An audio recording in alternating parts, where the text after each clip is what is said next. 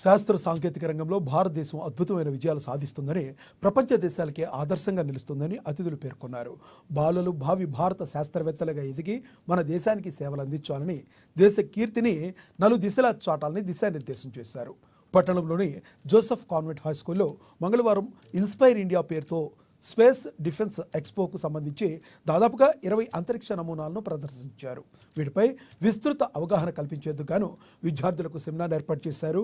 ఈ కార్యక్రమానికి ప్రఖ్యాత శాస్త్రవేత్త విష్ణువర్ధన్ రామూర్తితో పాటు నరేష్ వక్తలుగా విచ్చేయగా ముఖ్య అతిథిగా డిఓ ప్రణీత హాజరయ్యారు. అతిథులను విద్యార్థులు సాదరంగా స్వాగతించి వేదిక వద్దకు తీసుకువెళ్లగా పాఠశాల యాజమాన్యం వారికి పూల మొక్కలు అందజేసి ఆహ్వానం పలికింది.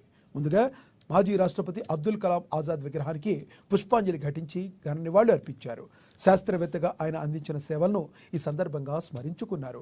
ఆయన ప్రతి ఒక్కరూ స్ఫూర్తిగా తీసుకుని భావి భారత శాస్త్రవేత్తలుగా ఎదగాలని, సాంకేతిక విప్లవానికి నాంది పలకాలని వారు సూచించారు. అనంతరం పాఠశాల విద్యార్థులతో ప్రదర్శనలు తిలకింపజేసి వారిని ఉత్తేజపరిచారు. వారి సందేహాలను నివృత్తి చేశారు.